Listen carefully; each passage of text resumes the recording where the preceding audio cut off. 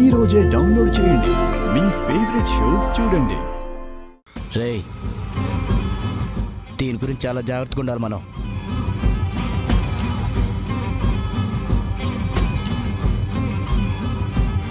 చాలా జాగ్రత్తగా చూసుకోవాలి, సరేనా? అర్థమైందన్నా. అర్థమైందన్నా.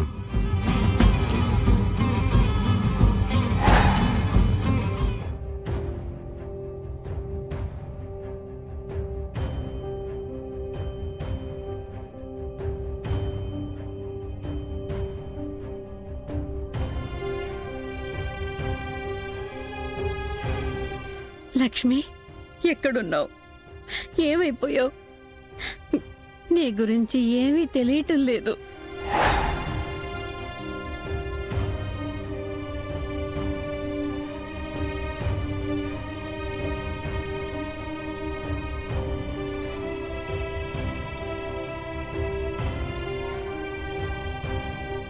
అమ్మగారు,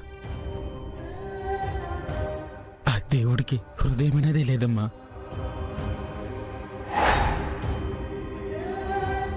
ఉంటే నా చెల్లి లక్ష్మమ్మకి ఇన్ని కష్టాలు ఎలాగెత్తాడు?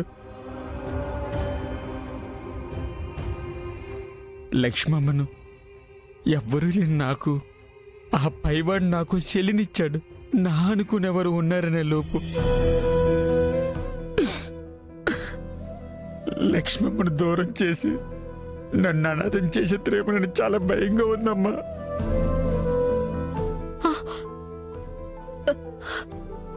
లక్ష్మికి ఏమీ కాదు, తనొస్తుంది.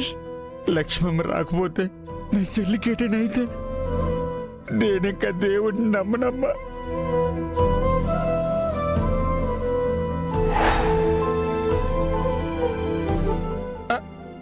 మర్చిపోయానమ్మా. నా చెల్లి లేనప్పుడు మిమ్మల్ని చూసుకునే బాధ్యత నాకు అప్పచెప్పిందమ్మా.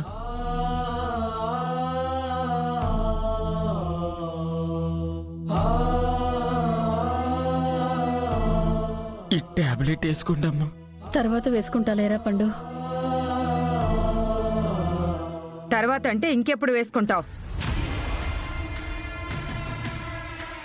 తన పేరుని తలుచుకుంటూ మీరు అడ్డం పడేలా ఉన్నారు వదినా. నిన్న నువ్వు పెట్టిన టెన్షన్కే అదిరిపడి చచ్చాం. మళ్ళీ నీకిప్పుడేమైనా అయ్యిందంటే నీకు సేవలు చేస్తూ ఉండాలి.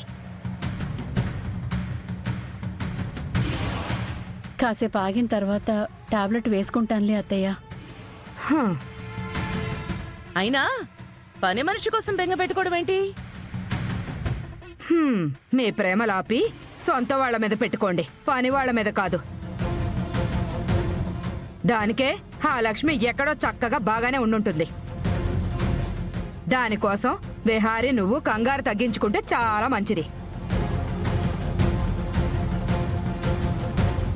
రే పండు, నువ్వేంట్రా ఇక్కడ? వెళ్ళి పని చూసుకో. సరే అమ్మా.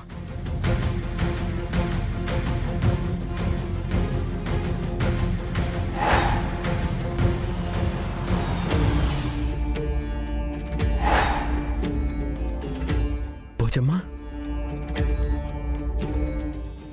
పోచమ్మా, పోచమ్మా. ఏమిటి విహారీ బాబు? అందరినీ అన్ని విషయాల్లో మంచేదో చెడేదో అసలు ఏం జరుగుతుందో మీరే కదా చెప్తారు. నాకొకరి ఆచూకీ కావాలి. అమ్మా, దయచేసి చెప్పండి అమ్మా. నువ్వు ఎవరి ఆచూకీ కావాలని కోరుకుంటున్నావో నాకు తెలుసు బాబు.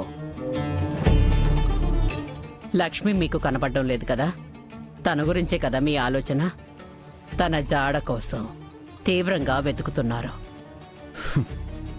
అవును పోచమ్మా, దయచేసి కనక మహాలక్ష్మి ఎక్కడుందో మీ శక్తితో చూసి చెప్పండి. విహారీ బాబు చాలా ఆవేదన చెందుతున్నారు. మీ ప్రాణం మీ నుంచి దూరం అయిపోయినంత బాధపడుతున్నారు. తను నా ప్రాణం పోచమ్మా. తను లేకపోతే నేను ఉండలేను. తను నా భార్య అని మీకు తెలుసు కదా.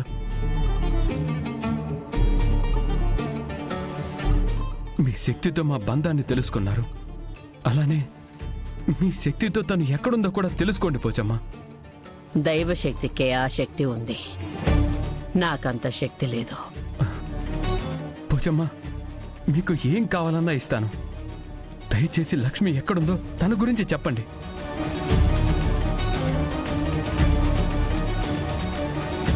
ఈ విషయంలో నేనేమి చేయలేను బాబు.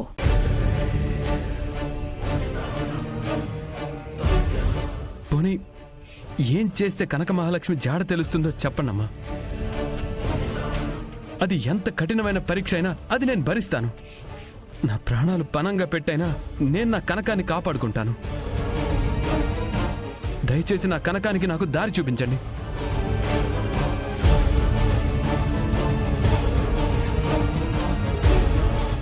ఏం మాట్లాడరేంటమ్మా? నా భార్య కనిపించడం లేదు. అదే తను నా ప్లేస్లో ఉంటే నన్ను రక్షించుకోవడానికి తను ఏమైనా చేసేది. నేను పైకి చెప్పకపోయినా తను నా ప్రాణం. భార్యలు భర్తల్ని రక్షించుకోవడానికి చాలా యాగాలు హోమాలు ఉన్నాయి. మరి భర్తలు భార్యల క్షేమం కోసం చేయడానికి ఏమున్నాయి పోచమ్మా? అవన్నా చెప్పండి పోచమ్మా. అది ఎంత కష్టమైనా ఆ ప్రక్రియ నేను చేస్తాను. ఒక్క నిమిషం బాబు.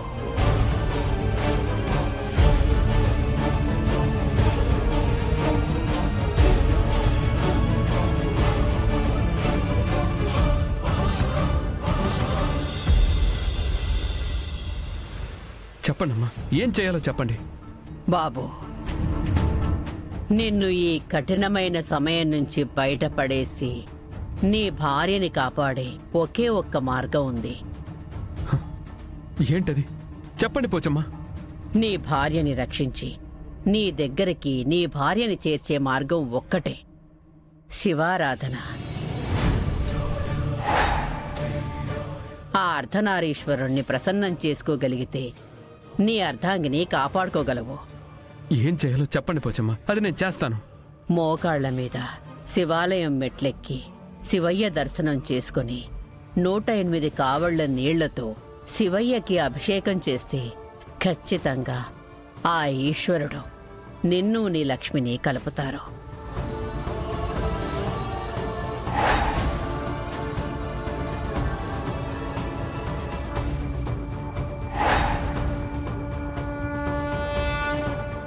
అలాగే పోచమ్మా, నేను దీక్షగా చెప్పింది చేస్తాను పోచమ్మా. ఒక్కటి గుర్తుంచుకో బాబు, ఈ కఠినమైన పరీక్షని మధ్యలో ఆపకుండా ఏ దోషం లేకుండా పూర్తి చెయ్యకపోతే ఆ శివయ్య ఆగ్రహానికి గురవుతావు. నేను ఈ దీక్షని నా భార్య కోసం ఎన్ని అడ్డంకులు ఎదురైనా నేను చేస్తాను. నేను పూర్తి చేస్తాను పోచమ్మా. విజయోస్తు విహారీ బాబు. ఆ శివుడి కటాక్షంతో మీ అమ్మని కాపాడుకున్నావు. అలాగే ఈరోజు ఆ శివుడి కృపతో నీ భార్యని కాపాడుకో.